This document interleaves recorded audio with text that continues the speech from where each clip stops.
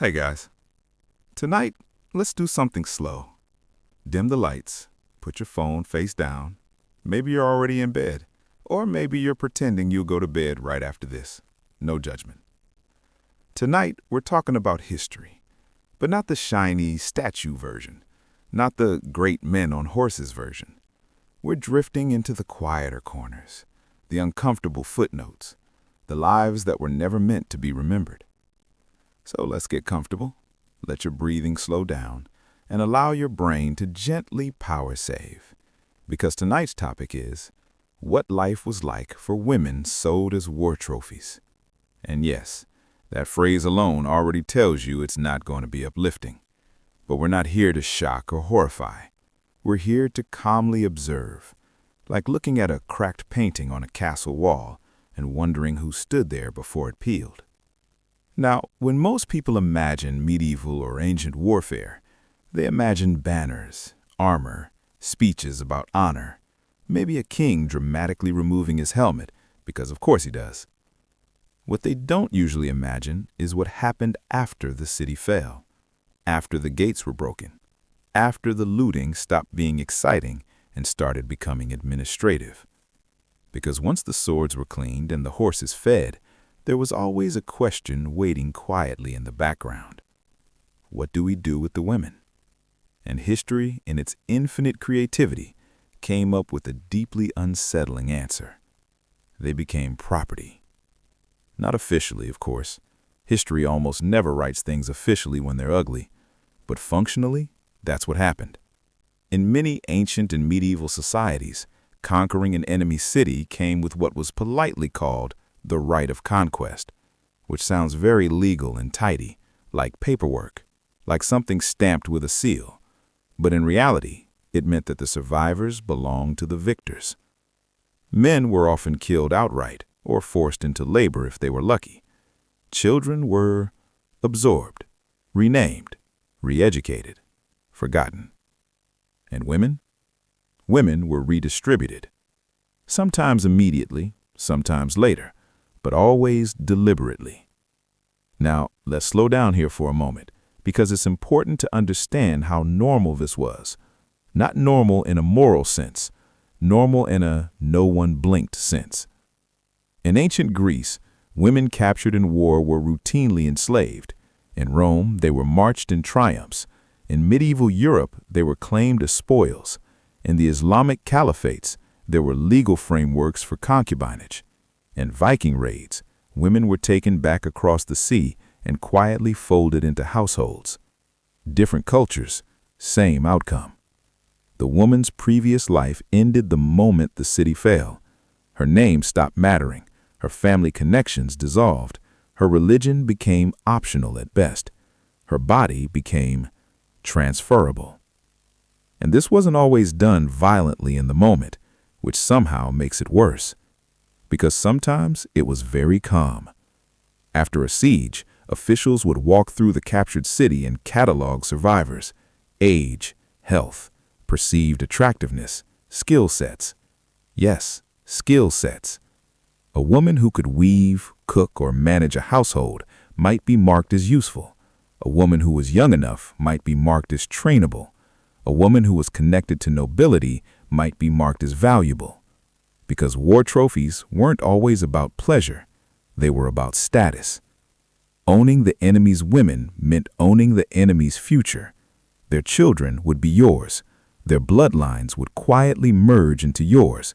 Their old loyalties would be erased one generation at a time. And for elite women, especially noble women, the experience could be strangely ceremonial. A captured princess might be spared the chaos of the initial sack. She might be given food, a bath, new clothes, which sounds kind until you remember that this wasn't mercy. It was inventory preservation. A noble woman could be married off to a victorious general, or gifted to an ally, or kept as a living symbol of conquest. Sometimes she would be paraded through the streets first, because humiliation is an excellent political tool. And then she would disappear into a new household under a new name with a new identity, expected to smile politely and produce heirs for the people who destroyed her world. Which brings us to an important point. Not all war trophies were treated the same. Some women were forced into domestic servitude, others became concubines. Some were married, technically speaking, which history loves to describe as a union or alliance, because history is very good at euphemisms. But regardless of the category, the common thread was this: consent was not part of the equation. A woman didn't need to be physically restrained every day for the situation to be coercive. The threat was already there, unspoken, structural, permanent. She had nowhere to go, no legal standing, no family left to return to, no language sometimes to even ask for help. And so survival became the goal. Many women adapted in ways that historians only notice if they look closely. They learned the new language, they converted religions, they aligned themselves with powerful household members, they bore children quickly because a mother was harder to discard than a woman alone. This wasn't strategy in a dramatic sense. It was quiet calculation, the kind that happens at night when the house is silent and the future feels very small. Now, let's float gently over to another uncomfortable reality. Women taken as war trophies often outlived the men who took them, because wars are dangerous and generals love to double down on danger. A woman captured at 16 might outlive 3 husbands. She might be passed from one household to another, not because anyone planned it that way, but because history kept knocking men off like chess pieces. And each time, her role would reset. New expectations, new rules, new gods, new children. Her own past would grow quieter each year, memories softening, names blurring. Some women became powerful within these systems. Not openly, of course, but subtly. A favorite concubine might influence court politics. A trusted household manager might control finances. A mother of sons might secure long-term safety. History occasionally remembers these women, usually when they're accused of manipulation, of poison, or witchcraft. Because when women gain influence in unofficial ways, history tends to get suspicious. But for most, life remains small. Daily routines, household tasks, silent endurance. And here's the part that often gets overlooked. Many of these women were expected to be grateful. Grateful for being spared, grateful for food, grateful for protection, as if survival itself erased the violence of how it was achieved. You'll see this in Chronicles, where writers describe women who were well treated after capture, which usually means they weren't immediately killed. The bar was low. Now, let's talk briefly about age, because war trophies weren't always adults. Girls as young as 10 or 12 could be taken, sometimes younger. They were raised inside enemy households, educated according to the conqueror's values, married off as soon as biology allowed. Their own culture became something abstract, a story, a rumor. By the time they were adults, many no longer remembered life before capture clearly enough to articulate loss, which is perhaps one of the most effective forms of erasure. No rebellion needed, no chains required, just time. Now, you might be wondering, did anyone ever object to this? Occasionally. Some religious leaders argued for limits. Some rulers imposed rules mostly to prevent chaos rather than protect women. Some chroniclers expressed mild discomfort, but the system itself was rarely questioned, because questioning it would have meant questioning war and conquest and inheritance, and history loves those things. So instead, it framed the suffering as inevitable, unfortunate, but normal, and women disappeared into footnotes. She was taken, she was given, she became the wife of. And that's usually where her story ends. No mention of grief, no mention of fear, no mention of what it feels like to watch your home burn and then be expected to serve dinner to the man who ordered it. History doesn't like emotions. They're messy, they interrupt the timeline. So it smooths everything out. Which is why tonight we're doing the opposite. We're slowing down, lingering, letting the discomfort exist quietly. In the next part, we'll drift deeper into specific cases: royal women, noble captives, women whose names we know, and women whose names were never recorded. We'll see how status changed the experience, and how sometimes it didn't change it at all. But for now, just let this part settle. Breathe in, breathe out. History has a way of revealing itself slowly once you stop expecting it to entertain you. And that's where we'll continue. All right, let's ease back in. If you're still listening, good. If you drifted off for a bit and just came back, that's also fine. History doesn't mind being paused. All right, let's keep going. If you've been listening for a while, you might feel like everything is blurring together a bit. That's fine. That's actually appropriate. Because for the children born to women taken as war trophies, history often felt exactly like that, a blur. These children were the future everyone claimed to be building, but they were also living reminders of conquest.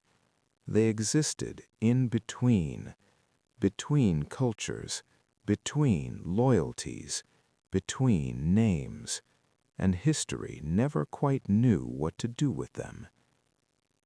Now, let's start with something simple. Most of these children belonged legally to their father's side, father's house, father's lineage, father's religion. That was non-negotiable. The mother's past was rarely acknowledged publicly. At best, it was treated as an interesting detail, at worst, as something to be hidden. So children grew up hearing fragments: a different accent when their mother spoke softly, a strange lullaby at night, a story that didn't match official histories. And they learned, quickly, not to ask too many questions, because questions made people uncomfortable. Now, in elite households, these children were often educated carefully, trained to rule, trained to manage estates, trained to marry advantageously. From the outside, they looked successful, but inside there was often tension. Were they fully trusted? Not always. Were they watched more closely than others? Often.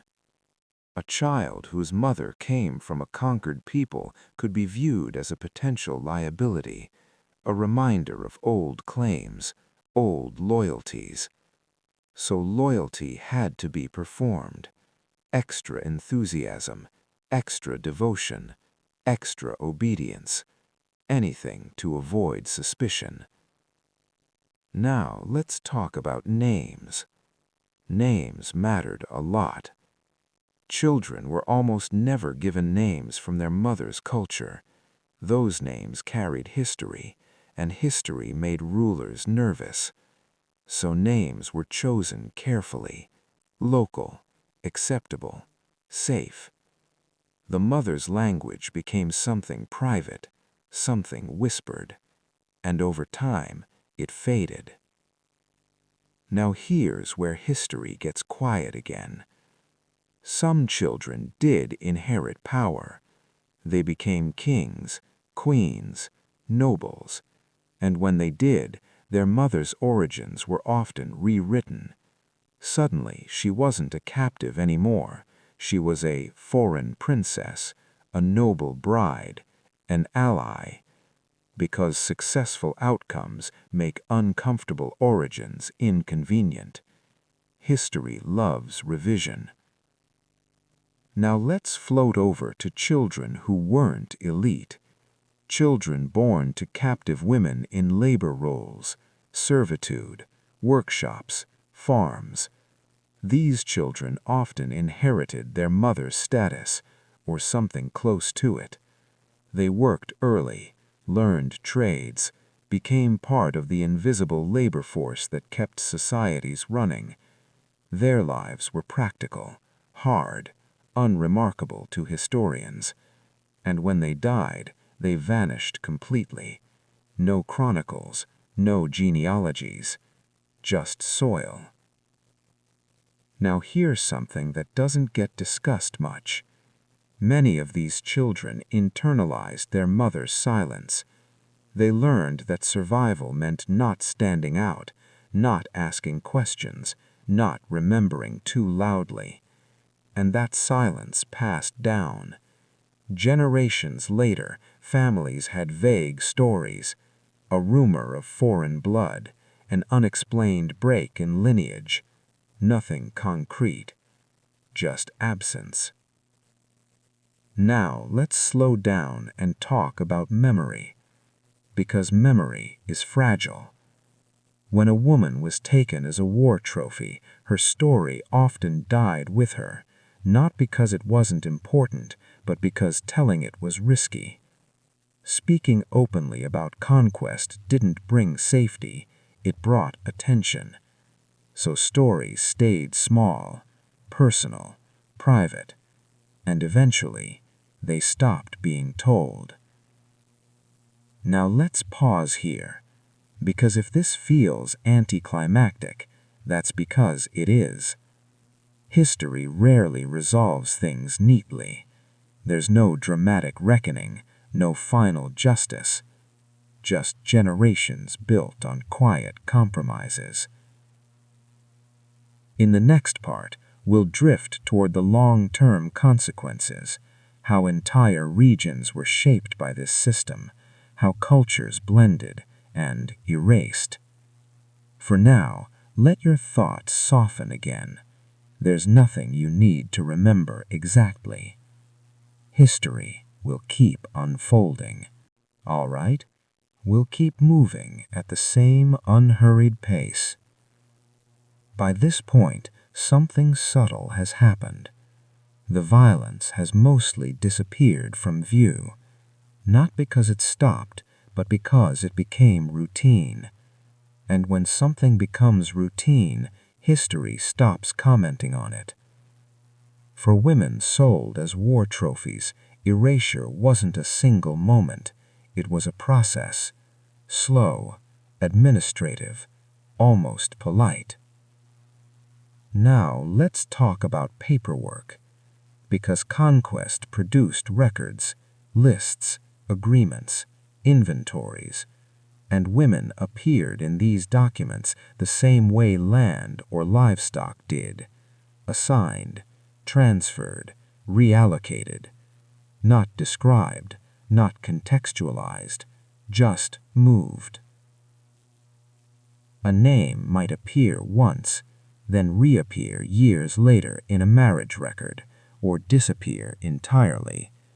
And historians reading these records centuries later often accept them at face value. They note the transaction, they note the alliance, they move on, because the system feels familiar. Now let's talk about language. Language is one of the quietest tools of erasure.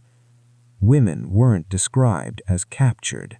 They were received, taken under protection, integrated. Words that sound gentle, administrative, reasonable. And over time, these words reshaped memory. Later generations didn't see conquest. They saw order. Now here's where history gets quiet again. Some children did inherit power. They became kings, queens, nobles. And when they did, their mother's origins were often rewritten. Suddenly, she wasn't a captive anymore. She was a foreign princess, a noble bride, an ally. Because successful outcomes make uncomfortable origins inconvenient. History loves revision. Now let's float over to children who weren't elite. Children born to captive women in labor roles, servitude, workshops, farms. These children often inherited their mother's status, or something close to it. They worked early, learned trades, became part of the invisible labor force that kept societies running. Their lives were practical, hard, unremarkable to historians. And when they died, they vanished completely. No chronicles, no genealogies, just soil. Now here's something that doesn't get discussed much. Many of these children internalized their mother's silence. They learned that survival meant not standing out, not asking questions, not remembering too loudly. And that silence passed down. Generations later, families had vague stories, a rumor of foreign blood, an unexplained break in lineage. Nothing concrete, just absence. Now let's slow down and talk about memory, because memory is fragile. When a woman was taken as a war trophy, her story often died with her, not because it wasn't important, but because telling it was risky. Speaking openly about conquest didn't bring safety, it brought attention. So stories stayed small, personal, private, and eventually they stopped being told. Now let's pause here, because if this feels anticlimactic, that's because it is. History rarely resolves things neatly. There's no dramatic reckoning,